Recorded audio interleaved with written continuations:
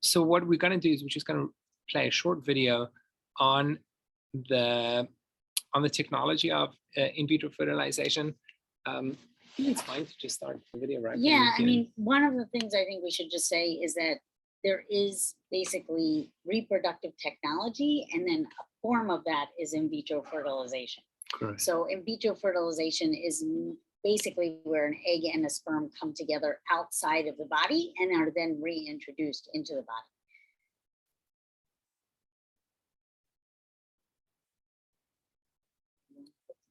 You want me to start again? Yeah.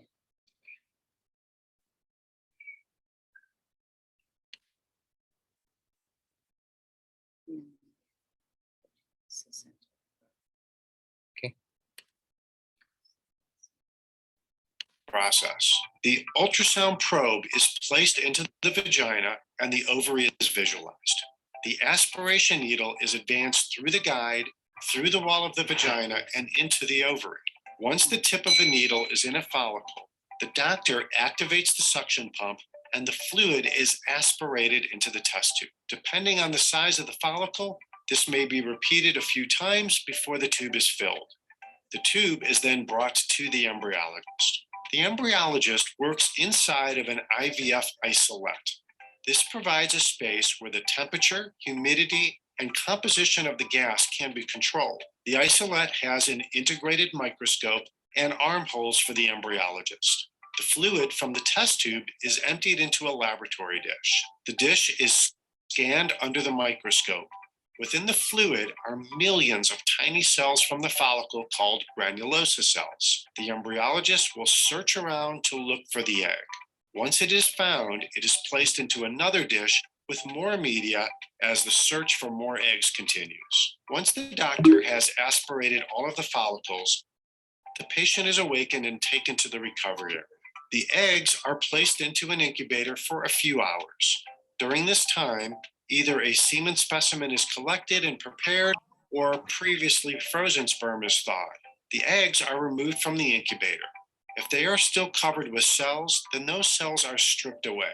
This provides the embryologist with their first really good look at the eggs. Only now they can determine whether the eggs are mature. Each mature egg is then injected with a single sperm under the microscope. The injected eggs are returned to the incubator until the next day, when they will be inspected to determine if they have achieved fertilization. Fertilized eggs are then allowed to develop in the incubator, and in several days, they can either be transferred or frozen. If you enjoyed this episode, check out our video about Embryo Transfer Day to see what happens on that exciting day. Infertility TV is your most trusted source for accurate information. So I trained in New York. I went to medical school in New York, and I had the pleasure of working with a famous doctor. His name is Dr. Gadi. He's a Sephardic doctor who lives in Brooklyn, and he has something called the Genesis Center. And so the Genesis Center actually specializes in care for Orthodox people. Now, it's really interesting because each kind of group has their own kind of way of going about things. You know, Hasidim might want a specific way of doing fertility. Sephardic people might want a specific way, because all of us, Judaism is so personal about how we interpret law, and you should aseh lecha rav, make yourself a rabbi, and have that discussion. And it's a very personal decision, and a personal decision with the rabbi. So at the Genesis Center, they actually had the ability to do whatever anybody needed. And one of the interesting things was that anytime the egg and or the sperm was out of a refrigerator, out of a freezer, there was a mashgiach.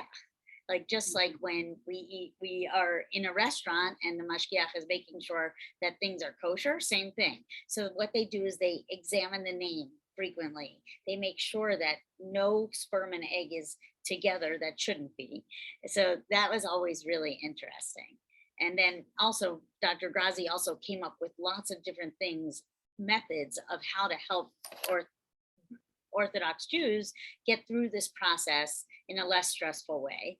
And even before you went into his operating room, he had Maimonides' blessing on the wall. Oh, yeah. And for doctors, And so we would, before we would even go into the room, we would say that blessing, and then we would help people get pregnant. How long has IVF been around? The history of IVF. So the first baby born through IVF was a woman named Louise Brown in England, and that was 1978. So actually, my family still lives in Baltimore. So Johns Hopkins, there were two doctors there. Georgiana Jones and Howard Jones were the first in vitro fertilization specialists in the United States. They didn't start their program though till 1980, but they were like the first people to figure out that HCG, which is like the test we do for pregnancy, came from the placenta and not from the pituitary. They were the first to develop a reproductive endocrinology center at Hopkins. And so basically the researcher from England, his name was Edwards, Dr. Richard Edwards, Dr. Richard Edwards and Dr. Steptoe, they actually had this interest in figuring out how to decrease the transmission of Down syndrome.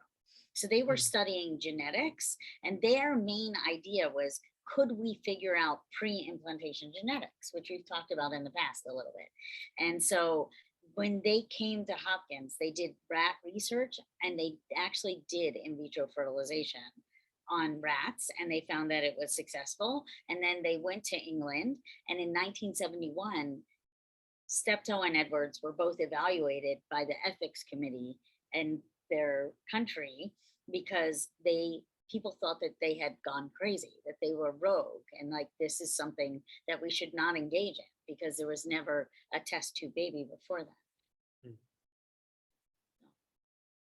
My brain immediately goes and says, what is the size of an egg for rat? It's probably teeny, It must teeny be tiny. much Right, for them to be able to pull exactly, one out. exactly. Yeah. As you said, but before that, there was a sperm implantation. Before that, they would try to time. They really didn't have proper egg retrieval. That was one of the biggest issues. And what they would do is so like in the 50s and 60s, what they would do is they would have a woman, they would take a man's sperm, they would look under the microscope to see if there was actual moving sperm, or they would use somebody else's sperm. They didn't know if they could do fresh or frozen. They didn't know back then. So everything was very fresh. So like in the 60s, what they would do is they would try to time when somebody would ovulate, and then they would actually try to bypass the vagina, get to the cervix, and try to inject into the cervix the sperm directly, and then have the woman lay down for hours at a time, saying that this would increase their fertility.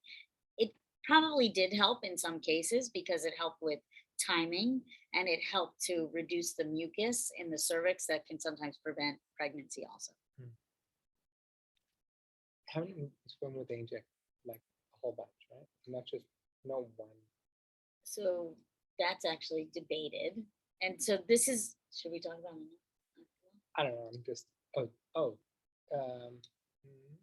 No. We didn't hear what Gadi's question was. He wanted to know how many embryos they were putting in. No, not embryos, but sperm. Oh, how many They were sperm? injecting the sperm at the time. They were Okay, injecting so lots, what 'cause that's you where saw on the film is something called ICSI, which is Intracytoplasmic sperm injection.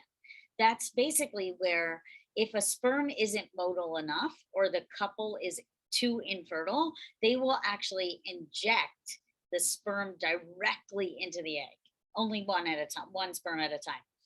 But there is also a method where they just have a petri dish. So what Edwards and Steptoe did was they actually took the egg, put it into a petri dish, and just dumped a whole bunch of sperm in, hoping that something would take.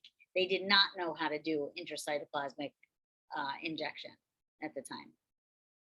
Got it. Okay, so when we deal with IVF, there are a number of halachic questions that come up that we want to discuss. In truth, there are 4 players in the creation of this child that would be an IVF product. We'll go with the extreme. if we have a donor egg, we can have a donor egg, we can have a donor sperm, and that will be fertilized, and then and we can actually have a fifth, right? So a surrogate, right? And they can be placed. Let's just work with keep it simple. At the moment, they can be placed within the mother. We'll call it the person that carries the pregnancy, and then there's also the person that brings the child out, that raises the child. So there's 5, as well as the father, right? So we have genetics. We have of the egg and we the have sperm. the donor of the sperm, the donor of the egg. We have the carrier of the pregnancy. We have the adoptive parents. We'll call them the adoptive parents. Now, from a Jewish perspective, there are numerous halachic questions that show up. For example, there are numerous prohibitions that are that a person is liable with regards to a death penalty if one does certain actions against one's own parent. There is a halachic prohibition against doing certain things. For example, hitting a parent to cause bleeding, cause them to bleed, that holds the death penalty. I mean, honoring one's parents is of the big 5 in the top 10 of the 10 commandments. Who's considered one's father? Who's considered one's mother? Not only do we want to care about, like, from that perspective with regards to honoring one's parents, with regards to Yerusha of inheritance, but there's also the aspect of Judaism. Who is considered a Jew from a Jewish perspective? Judaism passes through the mother. Now, if we have a donor egg, and we've got a pregnancy that is carried by a surrogate, and then we have a mother who adopts the child, who's considered the true mother? And with regards to how do we identify a Jew? And does a child need to go through a gerus, a conversion? So the truth is, we have DeeDee hates the story, but Ben Sira. Okay. But the reason why it's important to bring this up is because Ben Sira is from the time of the Nevi'im. It's from the time of the prophets.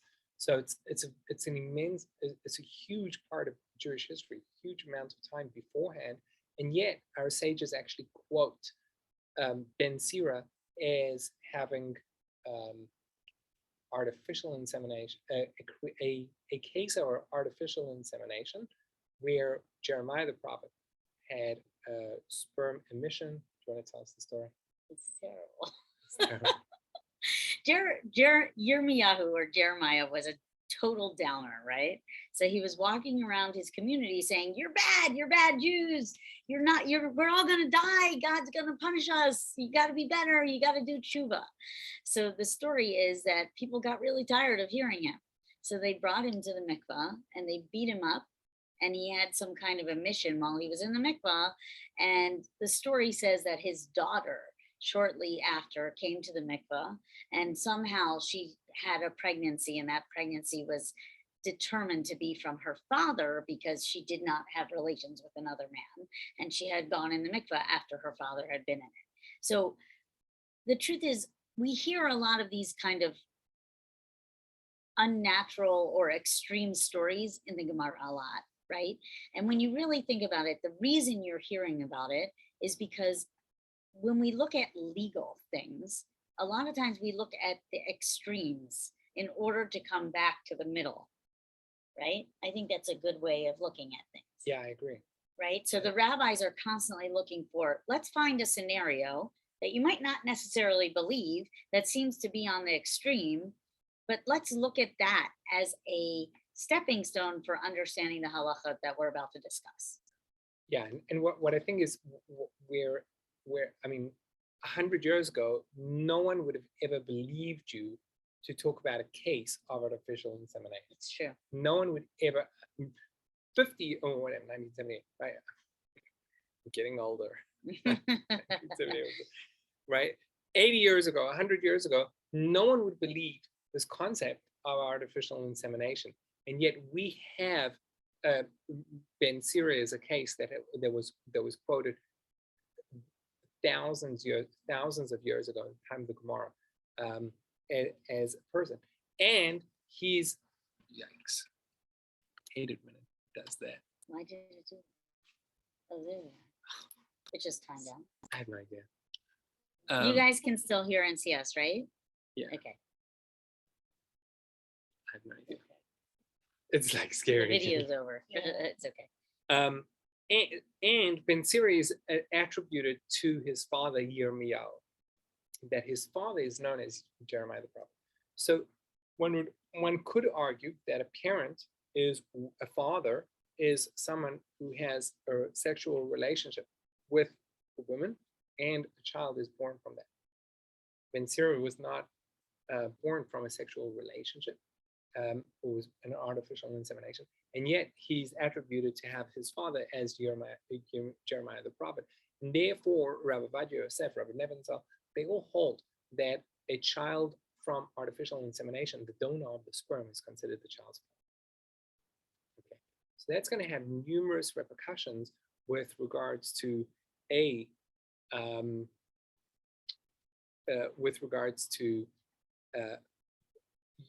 first of all, the concept of a donor sperm, and how important it is for us to use the father as the donor of the sperm, and to try our best to try and and to try our best to ensure that we get at least, to try our best to try and get that sperm from the father. I just saw. It's not always possible. It's not always possible.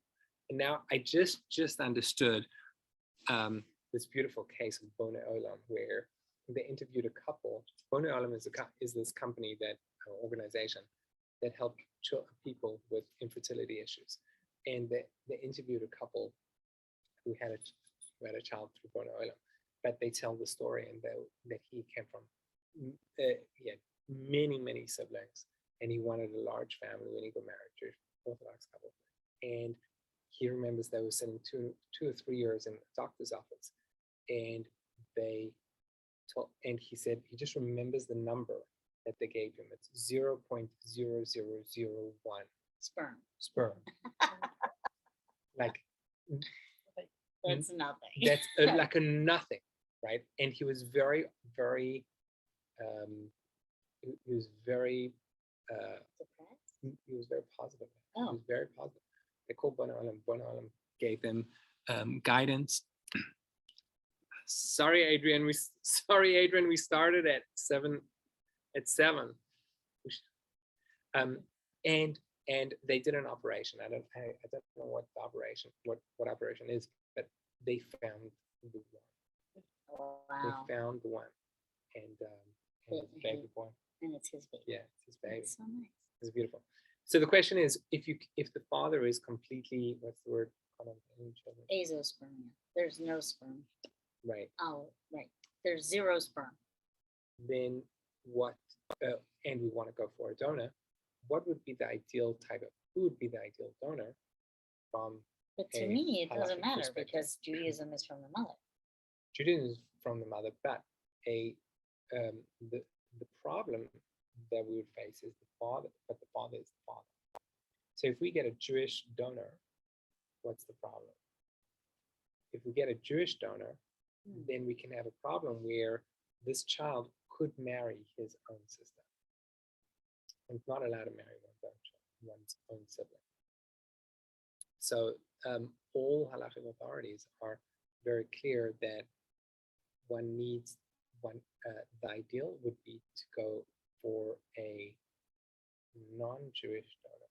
Really? To go for a non-Jewish donor, in that by being a non-Jewish donor, since You're reducing the you reduce chances. the relationship, you reduce the relationship between the child and their father. So Well, that brings us to this funny conversation. So when we were preparing for this lecture, Rabbi Levy asked me, he's like, so how many times can a man be a sperm donor? And actually, when I did my reproductive endocrinology rotations in medical school were actually at Hopkins. And so there was actually a rule as to how many times someone could donate in a geographic area. I actually looked it up. It turns out that they would recommend that a male only donate to 10 families. They don't say how many times, like that person could possibly father 5 children in the Schiller family and 5 children in the Levy family, but they didn't limit how many kids were born for each family, but they could only give it to 10 families so that you would reduce the risk of meeting your sibling or your half sibling at least at the supermarket and going on a date with them, right? To decrease that relationship. Is it illegal? I mean, They try to limit it. no, I I'm don't. saying no. I'm asking, Is is it it- illegal to marry one sister? In many states it is, but they don't enforce it. Okay. But it's called consanguinity. Consanguinity means that a sibling marries a sibling, and it significantly increases the risk of serious mental issues and intellectual challenges, developmental delay, and certain kinds of abnormalities. And it increases the risk of genetic disease. Okay, who's the mother? I think that's the That's a good that's the question. next Who's the question. mother? Who's considered a mother? So we have let's work with we have 3 women involved. We have the donor of the egg, we have the surrogate, the one that carries the pregnancy, and then we have the adoptive mom. Look who's there. Who's that? Matan Schiller? He's a panda bear.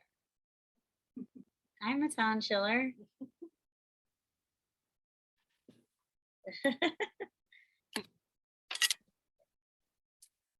So when we have 3 options. We have the donor egg, we have the surrogate, the one that carries the pregnancy, and then the person that adopts the child, or carries and raises the child. Now this is I don't have 100% clarity, but what's very interesting is there's a famous Yonasan ben Uziel that talks about the birth of Yosef and the birth of Dinah. So Yosef and Dinah were born. Dinah was born to Leah, matriarch, and Joseph was born to Rachel. So our sages say, it says, Va'achar yalda bat, and afterwards she gave birth to a girl, and she called her Dinah. And it says, Rashi says, she said, I judged myself, I judged my actions, meaning I did it from a perspective of justice. And Dr. explains that Leah, she did an evaluation. She said, we all know that Jacob is going to have 12 boys, 12 tribes. I already have 5. She had 6. She had 6, right? She had 6. She said, I already have 6. I have a new pregnancy. If this is going to be a boy, the other 2 midwives, they already had 4. So it's 6 and 4. If I have a 7th child, which is a boy, that means that Rachel will only be able to have 1 boy, and she's going to be less than any of the other mothers, matriarchs. So therefore, she prayed, and that child that was in her pregnancy, it was swapped. The Targum Yonasan ben Uziel says God swapped the fetuses. Rachel's was implanted in Leah, and Leah was implanted in Rachel, and therefore,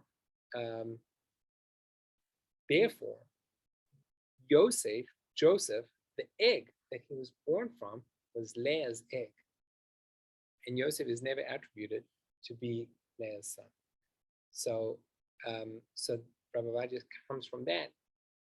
From that, we see this concept that even though the donor is not the mother, the donor egg does not consist of the. But the one that carries it. But the one that carries it is the mother. Okay. What about the one that raises it? So this is also interesting in that by Esther, So it says Esther was raised by Mordechai. Ki ein la aba em. She did not have a father or a mother. Right. Now it says, why does it say that she doesn't have a father or a mother? We know that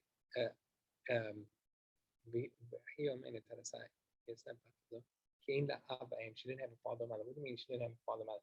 Just say her father and mother died. So our sages say because her father died before her mother gave birth, her mother died during childbirth, or before birth, or during childbirth. So it's considered, because her parents died before she was born, she's not considered to have an association of parented towards them. So on the one hand, it seems that Judaism passes down through the one that carries the pregnancy. But they didn't attribute her father to be mortified. No. Even though he raised her. Oh, I don't know. Okay, That's a good one. I'm surprised. Okay.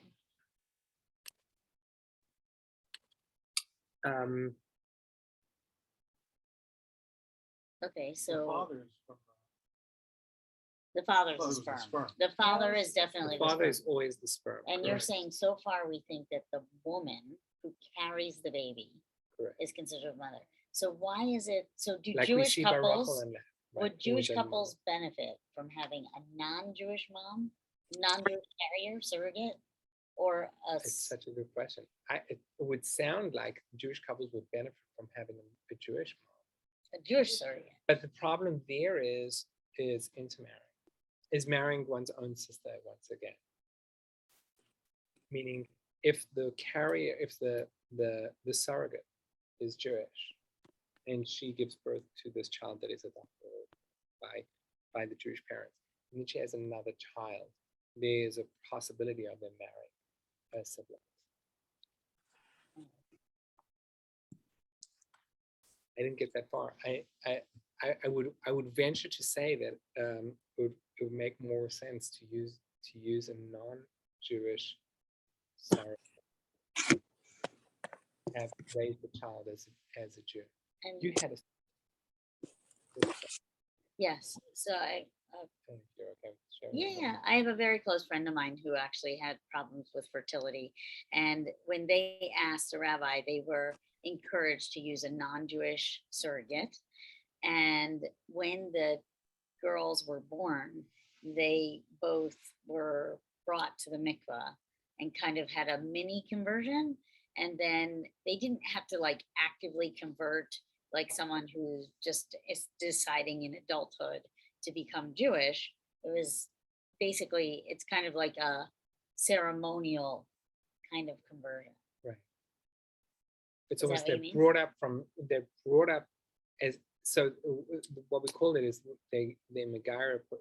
It's brought down in the Gemara, in the Talmud, in Suvas, where someone adopts a non-Jewish boy, a non-Jewish child.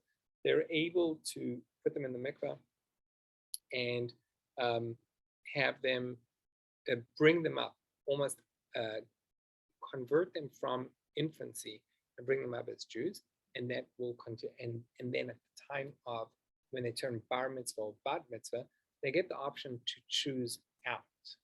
Say, I don't want this. But if they continue following with how they've been practicing, then it's considered a conversion from the original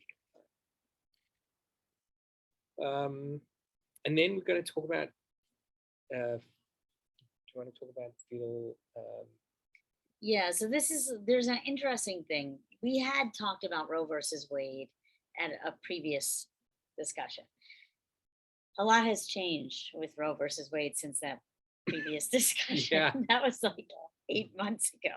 So one of the ago. things that we think might be impacted by the changes in the laws is that in the past there was this feeling that you should implant more than one embryo into the mother's uterus because maybe one of them will take. So we used to, this 15, 20 years ago, we had an equation. We would take the woman's age, we would take the quality of the egg, and we would take the scenario, was it a fresh or a frozen sperm or egg or embryo? How did you look at those? All of that together would be kind of thought about. And then based on that scenario, you would implant.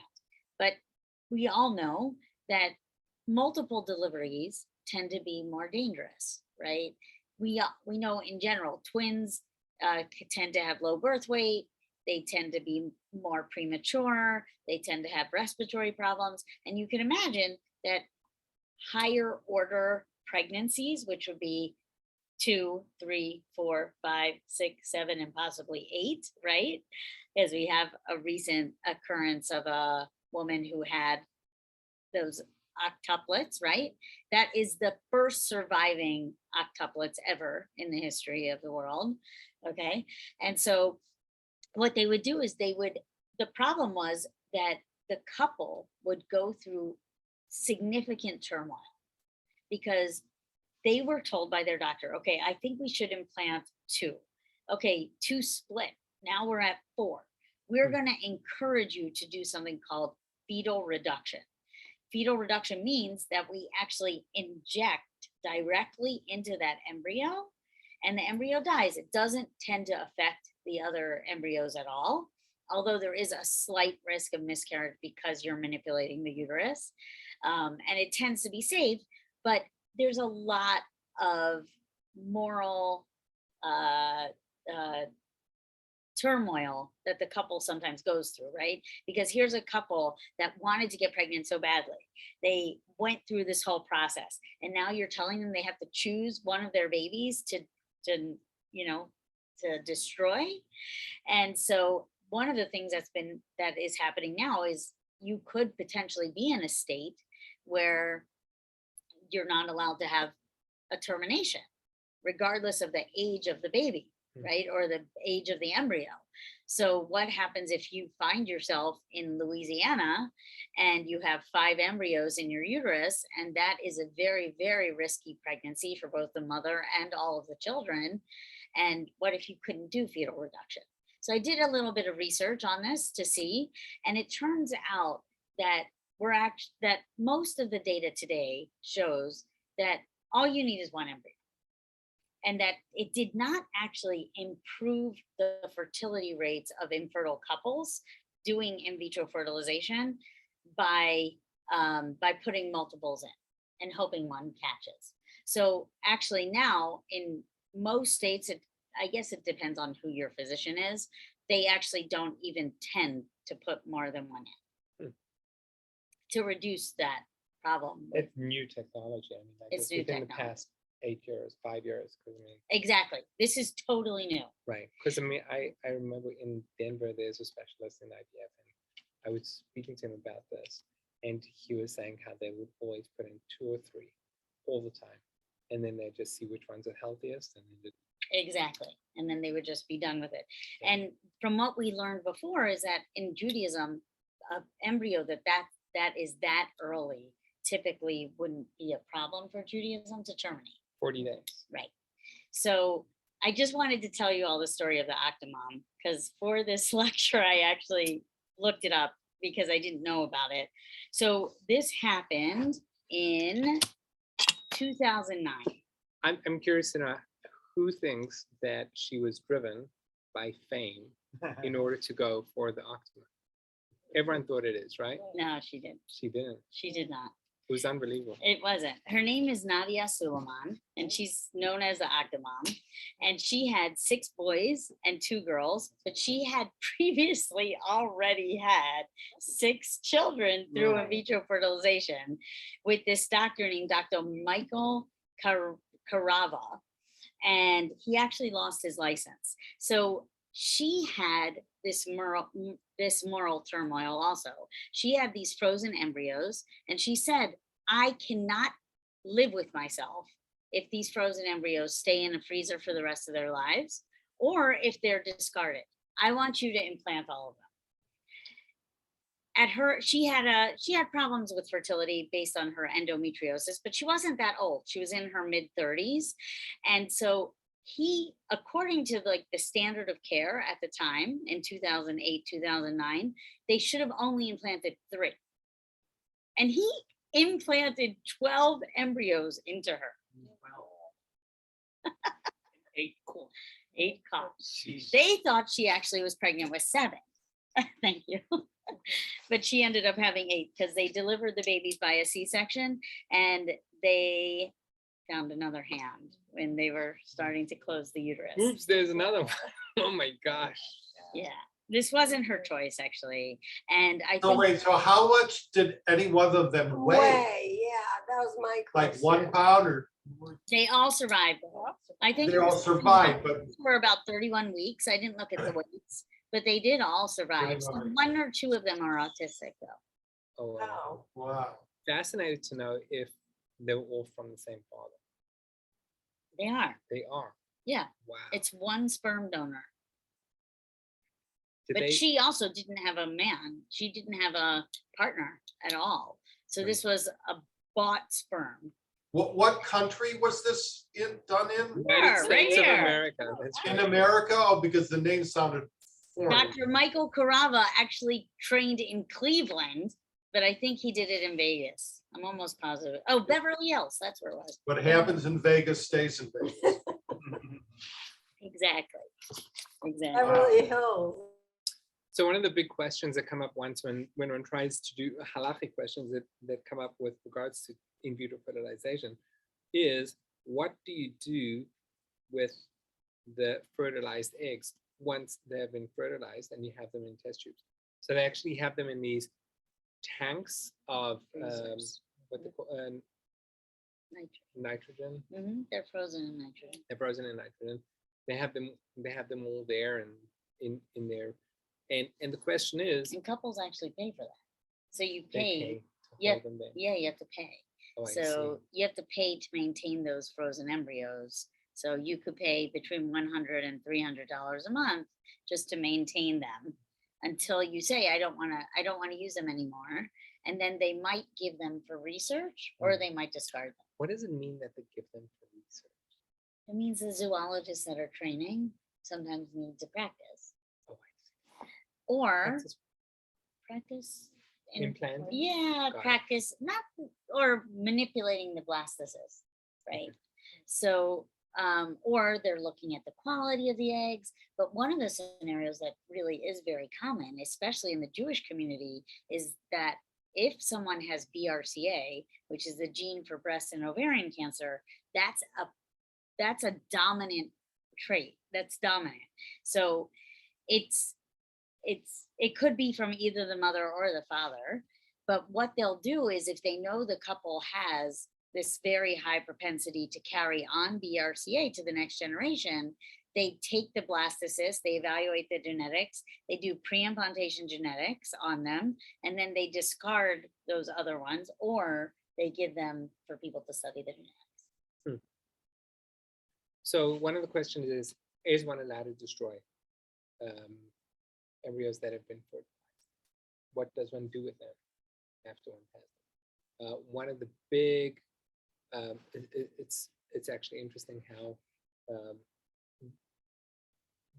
there, even collecting the sperm is a topic that is of contentious cases with regards to, from a halachic perspective, in that it's not allowed to waste sperm, and therefore the ideal method of collecting the sperm would be actually after sexual intercourse of a relationship between the husband and wife. That would be the ideal, and it is actually practiced in certain very orthodox communities. That's how there's a nurse that will go in and collect that. Most, as you said, most will just collect it into a dish. Well, it's interesting actually at the fertility clinic that I talked about, the Genesis clinic. So there's like the Hasidim were very strict about it because the commandment to procreate is on the male, not on the female, which is why in general, when we talk about contraception and Judaism, right, condoms aren't generally allowed because it's basically restricting the male from being able to have his sperm used for procreation, right? So it's a barrier for the male. That's why typically in Judaism, when we talk about contraception, it's generally on the woman, an IUD, birth control pills, but condoms aren't generally allowed. So because they want it to be as if they could procreate at the time. So this specific group of Hasidim, what they do is they actually have intercourse with a non-spermicidal condom that has a hole in it so that there is the possible potential for fertilization of an egg. And then they take the residue of that condom with a hole in it, and then they use that for the purposes of in vitro fertilization. But most Rabbaim, I mean, look, every single person has to interpret their Jewish law with their own rabbi. But most people feel that because you're going towards pruervu, towards fertility, towards procreation, that you could collect it even in a cup. Right, because what we're the question the prohibition is shifrat zera levatala, but not of it going to waste. There are millions of sperm. So anytime a person is within a relationship with one's spouse, in order for it to fertilize, 1 out of the million are going to be used. So as long as 1 out of the million are going to be used in vitro fertilization, they see it from that perspective that it's permissible. But I would even go say many of I know in Israel they're much strict about it and will use the condom method. But getting back to the concept of can one destroy it. So the first point of can one destroy it? Well, if one has already been used for fertilization, then one sperm has already been used for fertilization, then one has fulfilled that. One doesn't have that issue of it all going to waste, so we can shelve that. The other is called Baal Tashchis. You have potential over here and destroying potential.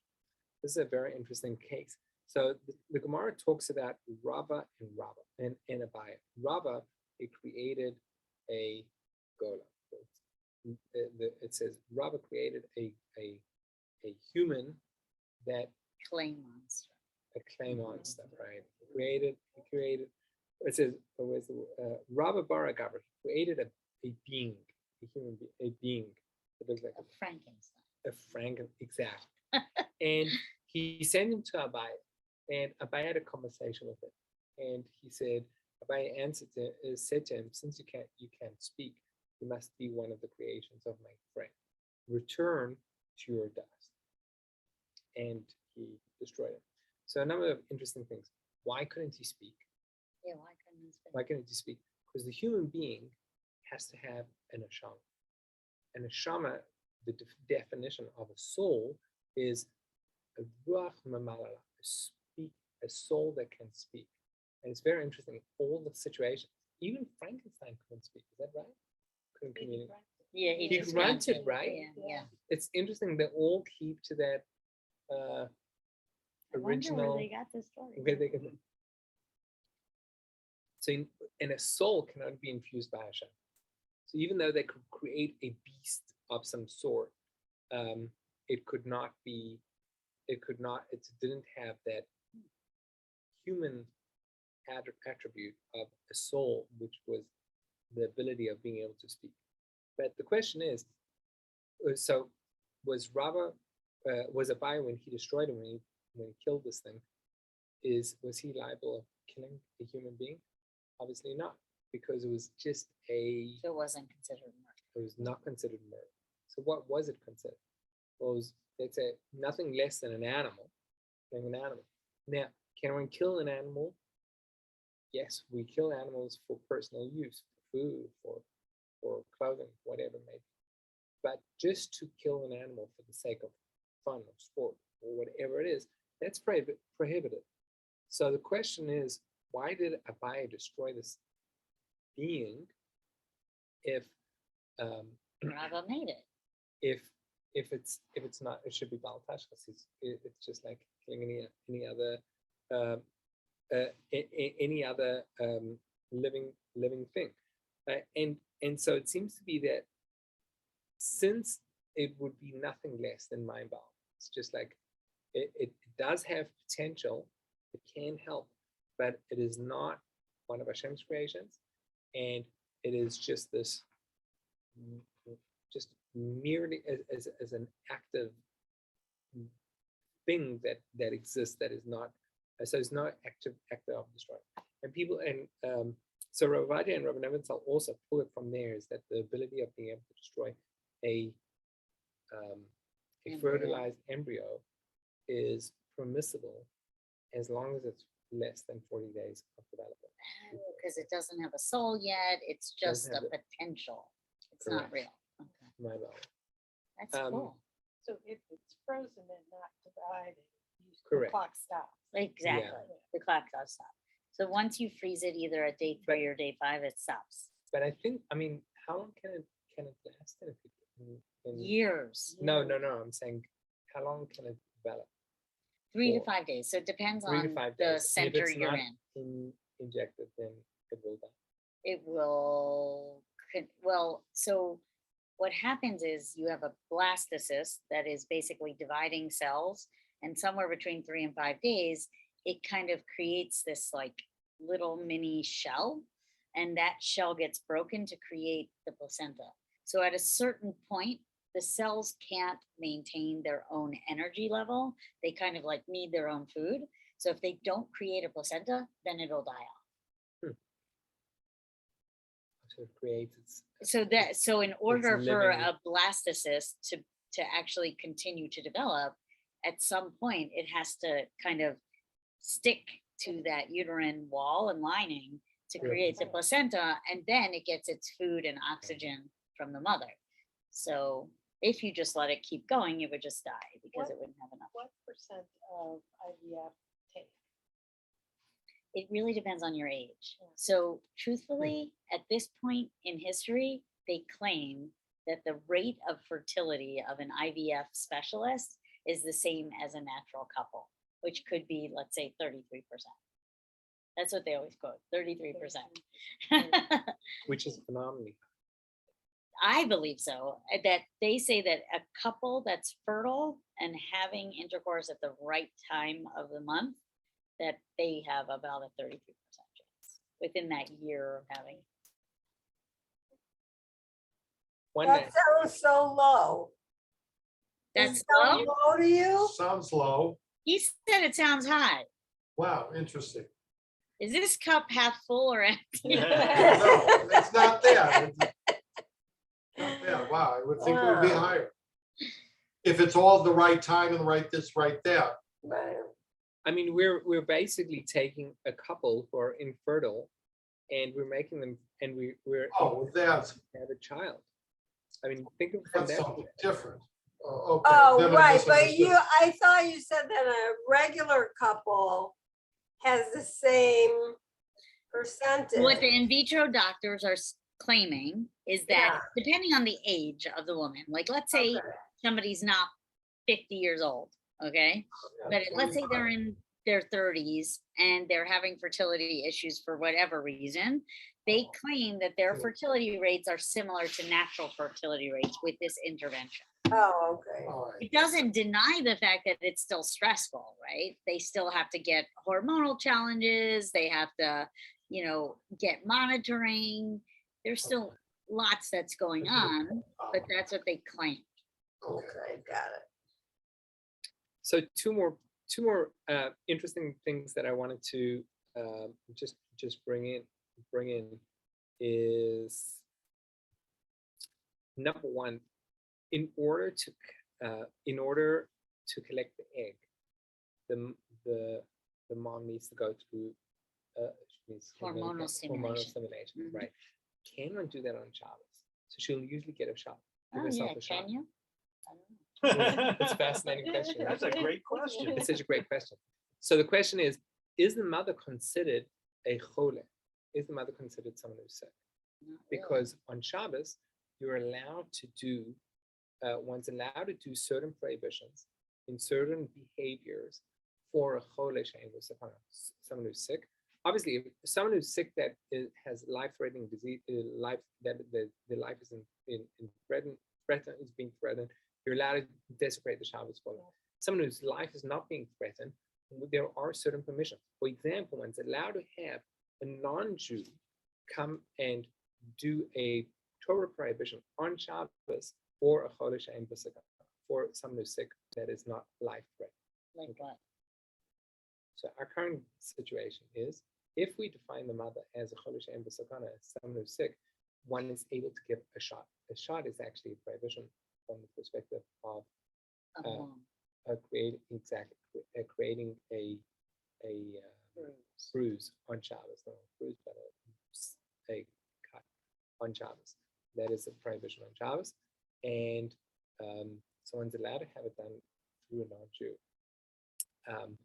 There's also another alternative how to get it done is through a shinui, through not doing it through the regular way. So, but what if she's not sick? so What the if it's question- because that's the exactly- guy's sperm? Let's that say is exactly- she's going through this cycle because her husband Such a has great no question. sperm. She's not a chola. She actually is fine. It's her husband. I don't remember. I didn't see this anywhere, but I'd like to throw it this way. Okay. And this is not a very technical and not a very scientific perspective. But if we can consider them as As one as person. one person, Ah, that's so the one- sweet. I know. If we consider them as one unit, then they would fall under that.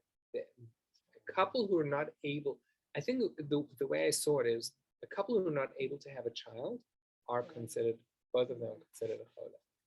Got it. It's and that's halacha l'maisa. That's how they pass on. That's how our sages. Well, the last one is So insulin injections, do you have to have somebody else give it to you? no, because you that's a think- chodesh yesh b'sakana. That Okay. is someone who is In They danger, is are in serious danger. danger. They are in Just make danger. do it so they can do it themselves. But nowadays you only have it's a little button, right?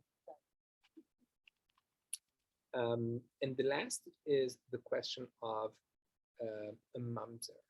If they get a donor, if the couple get a donor, whoever the donor is, does the couple have to separate? The halacha is, the Jewish law is that if a woman has a relationship, sexual relationship, while she's married with another person, they have to separate for the rest of their lives. They're not allowed, she's not allowed to return to her husband. Ever? If a woman has a sexual relationship with another man, they're not allowed to return. She has to separate from her husband. So the question is this considered having a relationship with another man? If we're using a donor egg, Or is- donor sperm? a Donor donor sperm. sperm, sorry, donor Yeah. sperm, is that considered, is the child is she able to return to her husband? And B, is the child a mamza? Would we define the child a mamza? So we originally defined the child to be the child of the father, of this, sorry, the sperm is the father. And therefore, if the sperm donor was a kohen, the child would be a kohen. Now the question is with regards to the mamzeris, or the ability of the mother to be able to return to her husband. Over there it says v'shachav ish ota, and a man will lie with her. Man will lie with her. As I just said, it needs to be a beer of lying down, sexual intercourse experience. That is what creates the prohibition of mamzer, or the prohibition of the woman not being able to return to her husband. So, so therefore, in vitro fertilization does not fall under that category, because there's no physical relationship going on at all between the husband, No the wife. romance. There's no romance between the wife and, we hope not, the wife and The sperm the donor. sperm donor. I That's think, interesting. it's a fascinating insight of how this concept was never relevant till 50 years ago, and then like our sages go and pull out. It's v'shachav ish otah. It needs to be a beer that is lying down. It needs to be a relationship lying down. And therefore, since there's no relation, there's no sexual intercourse going on over here, that does not fall under that category, and that prohibition does not play a role at all. And it also proves that in terms of Judaism, we embrace science, we look at the laws Yeah. and interpret it in order to allow for fertility to move forward. When you talk to a devout Catholic, they do not. I have a friend of mine who's a gynecologist. Her and her husband are infertile, and they would never engage in any kind of reproductive assistance because the idea is God intervenes on our behalf, and that's that. Just like we don't terminate, we also don't assist. Wow, That's what Catholicism says. that's great. Yeah, it, No, but is, I'm it saying, does. like, It sounds what about going crazy. to, what about other medicine they'll still go? They will do some medicine, but I mean, I guess there's limitations. But when it comes to procreation, they have different ideas than us. Okay, That was great. you. Does anybody have any questions? I have a question. We're talking about couples with issues, but what about couples with knowingly no issues? What is their percentage of fertility? You know, a 25-year-old couple married, they're having their first child. What is their Then over a percentage? year. It must be much higher, but 33% over a year. Still the That's what she same? said, no, That is what I'm saying. oh, okay. not in our family. We were Are like, you saying they're more She has fertile? tons of great- Oh, yeah. way. Okay. All right. Well, that's nice. It's interesting- you know, it's Good interesting night, that you bring Ahara. up- You got a Yeah. lot of grandchildren. Right, okay, we do. How many? We can't see. How many? 7. 7, 7. Yeah. but me too. I mean, yeah, Okay. It's interesting we that were you- lucky. We because were One blessed. of the points was actually asked, a couple that choose to prefer to go to IVF, could they go through IVF without going through the conventional way? And Moshe is absolutely against it. Moshe Feinstein says absolutely not. One is only allowed to go through the channels of IVF. Now What do you you've got a mean? very Like if interesting. somebody says, I don't like to be with my husband, let's just do IVF? Yeah. Okay. But you've got a very interesting thing because you were talking about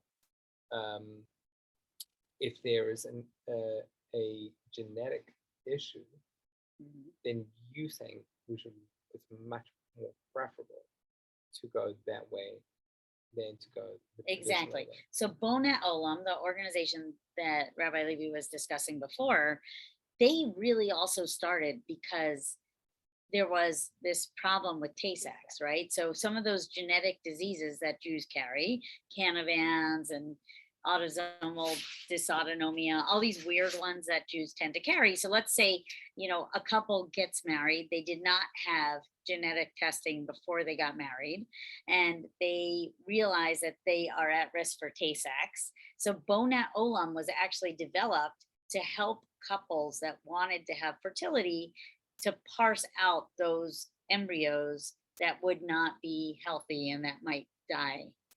So if they were carried to term.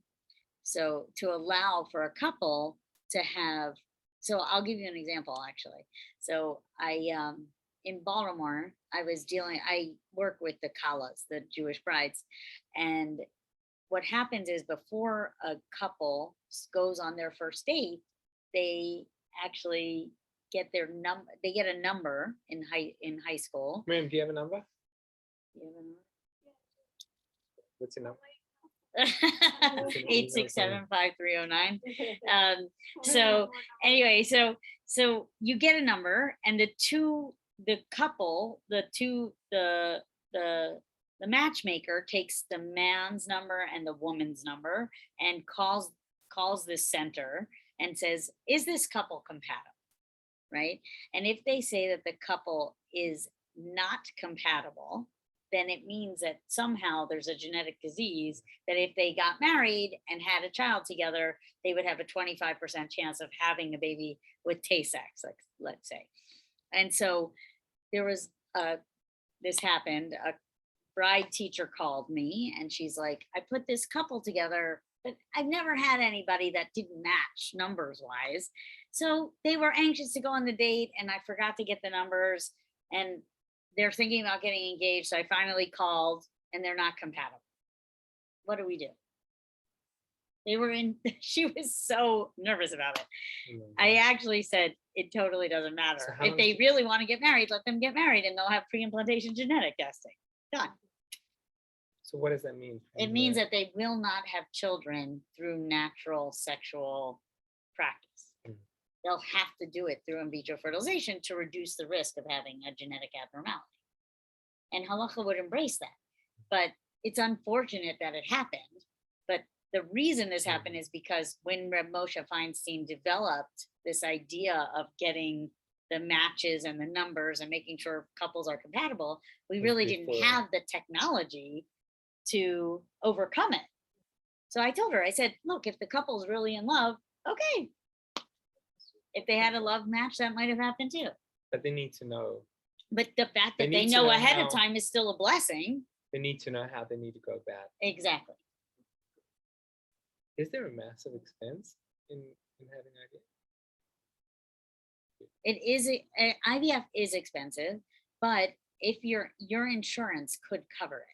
So if your insurance knows that you have the potential to have a baby with sickle cell, Tay-Sachs, something fatal, they would rather you prevent that than having to care for a child who's sick. So they usually will cover it. How much is it? It could be up to $20,000. Good. So So would a couple ever, if they're not compatible, would they ever try to have a baby just?